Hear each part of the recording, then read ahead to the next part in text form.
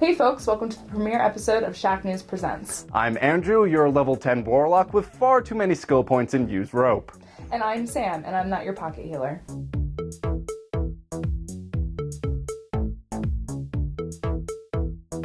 Today we have a great show for you guys. Great show!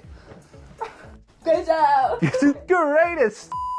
We're going to cover all things Dadly and all things wet with our review of Octodad, Dadliest catch. That sounded very suggestive.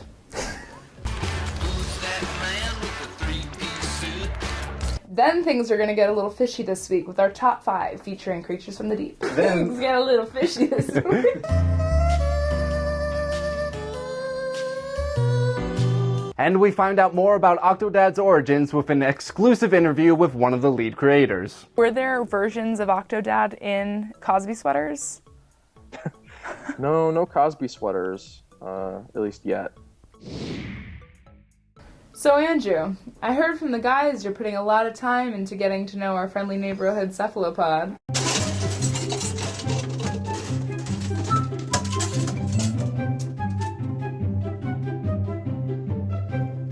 Well, I guess you could say that. A couple years back, 18 students attending DePaul University thought of a joke. This joke turned into a freeware game. And that freeware game exploded thanks to the internet. That joke was Octodad. Some years later, and after the creation of Young Horse Inc., we now have the sequel to this absurd title, Octodad, Dadliest Catch.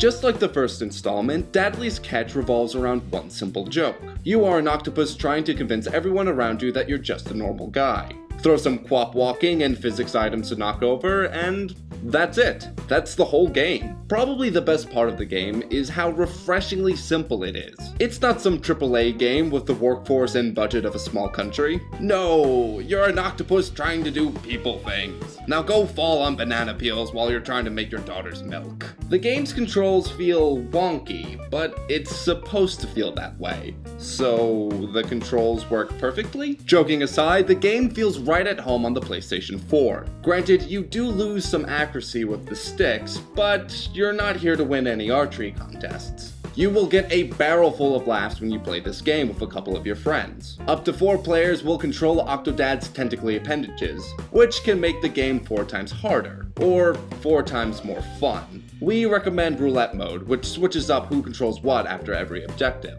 The game is only $15 on the PlayStation Store, which is a good price since the game is only about 5 hours long.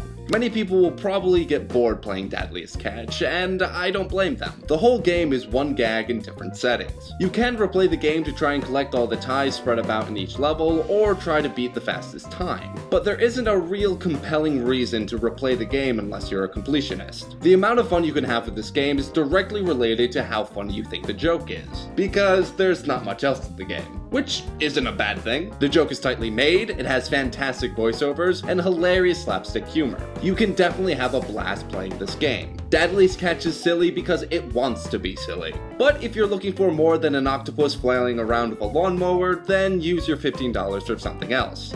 Like bocce ball. We here at Shacknews give Octodad Dadliest Catch a 7 out of 10. For what Dadliest Catch is, it's a fantastic game. However, with only one joke, short game time, and a lack of any real replayability, the game can slip past many people's radars. If you're willing to drop $15 for a joke that lasts about 5 hours, then this game is for you. Now that we've got our groceries, it's time to head to the aquarium! While Andrew tries to figure out how to work his 4 limbs again, we're going to catch up with Phil Tabatoski, co-founder of Young Horses and developer of Octodad, Dadliest Catch. Hi guys, I'm Sam, and I'm here with Phil Tabatoski, one of the creators from Octodad. What are the challenges that go with making a comedy game? Although I guess this is true with anything, you just have to come to terms with the fact that not everyone's going to like it, and not everyone's going to care about a comedy game in the same way that not everyone likes comedy films. And then it's just with games, at least in the past, or traditionally, it's been a lot based on the writing of the game or something like that, where our game is mostly, I mean, we have some funny writing and stuff like that, but it's also a lot based on the actual gameplay. What was your favorite moment to develop or create? When people experience that game for the first time, it's always really great. When you get like the first laugh out of them, which hopefully happens in the first few minutes. That's always super fun. So where does Octodad get his collection of fabulous ties? Like, where did he learn to dress so sharply? I mean, he's a connoisseur of them for sure, but he's just a nicely dressed guy, and I think part of it is he wants to keep up the illusion of him being human, and he just assumes that's how all guys should dress. Are you willing to reveal how Octodad managed to conceive his children? A lot of people are super interested in this, and I think it's partially just because we don't touch on it much at all. I don't know if we'll ever tell anyone, and I don't know if we actually know. We just kind of decided that he had kids. Or how his own wife and adolescent kids don't suspect his octopi state. Well, I mean, that I just like blind love. Like, they love him so much that they don't want to see the bad, well, at least what many people would think of as bad things about him. In the way that you do in real life.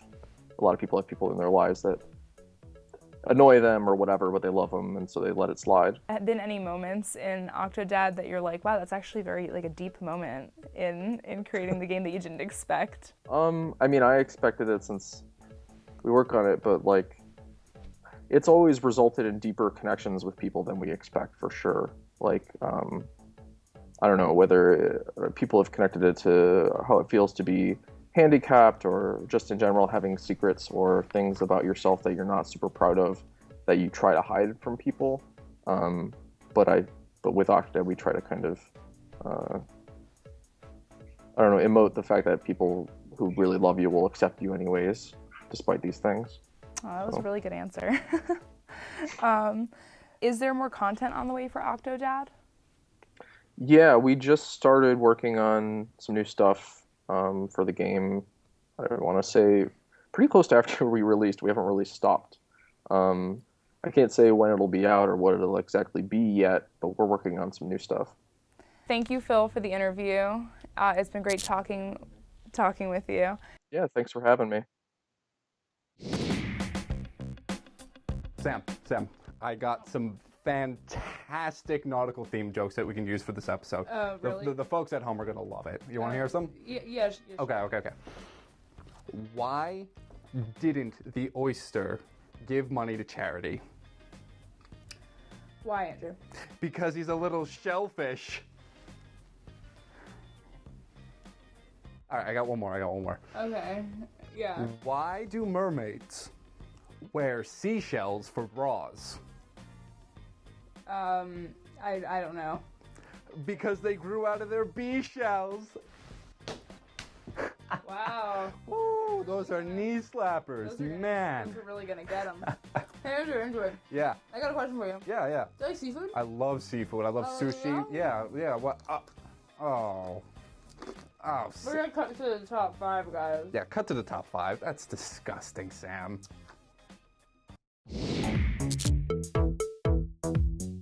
Grab your snorkel mask and flippers, folks. This week we're going under the sea, dredging the depths, and sorting through our top 5 fabulous sea creatures video games have to offer. Surfacing at number 5 are the Zoras. Zoras are aquatic blue-skinned humanoid creatures that make a regular appearance in the Legend of Zelda series. Their look varies slightly from game to game, but became more defined in Ocarina of Time. Instead of having hair like a human, they have a dolphin-like tail coming out of the back of their head. These tails undulate, giving the Zora a unique fish-like look. While the water is their natural habitat, they've been known to come up on land. And they have great taste in music.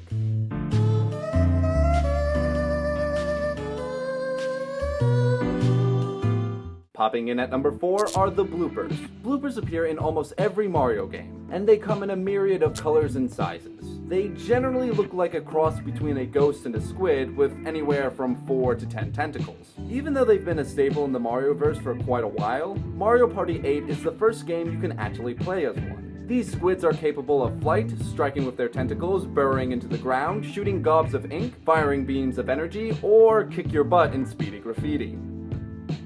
Rising up at number 3 is Del Lago.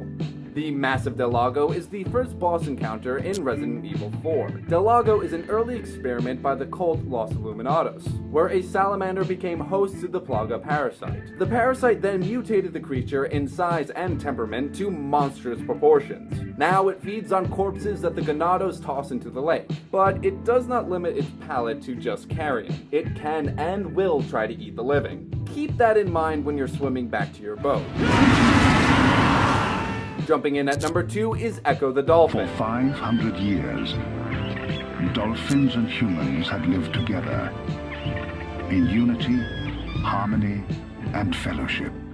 Echo was once a regular, playful, bottlenose dolphin. That is, until an alien race called the Vortex harvested everyone he knew for food. That's when Echo went on to become Earth's first recorded time-traveling cetacean. Along the way, Echo's sonar is transformed into a deadly offensive weapon. He also gains the ability to breathe underwater and slowly regain his health, making him one badass dolphin. These aliens seriously don't know what hit them. Hatching in at number 1 is perhaps the strangest sea creature ever to be discovered, Seaman. Seaman is a virtual pet for the Sega Dreamcast. It is one of the few games that use the microphone, and is a constant image in my nightmares. Like a Cronenberg movie, you watch as this eerie creature metamorphoses into even stranger forms. The face actually belongs to game producer Yuta Sato, and Leonard Nimoy lends his smooth, logical voice for narration. Players are tasked with taking care of this newly discovered life form. A lot of the game is trial and error, and you must constantly interact with Seaman since it is likely to die if neglected for more than a day. Successful caretakers will watch Seaman mate and evolve through 5 different stages, the last of which is a human-faced frog creature. Then players can set this interesting creature free, and the cycle of life for Seaman starts anew. Thank you so much for watching our first episode of Shacknews Presents. Yeah, thank you so much, guys. If you want to check up with Shacknews, you can comment, subscribe, and follow us. Links are down below. Until next time.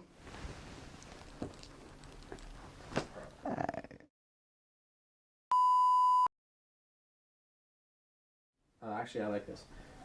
So, we're going to become... Thank you so much for watching us. Come on. Thank you so much for watching us.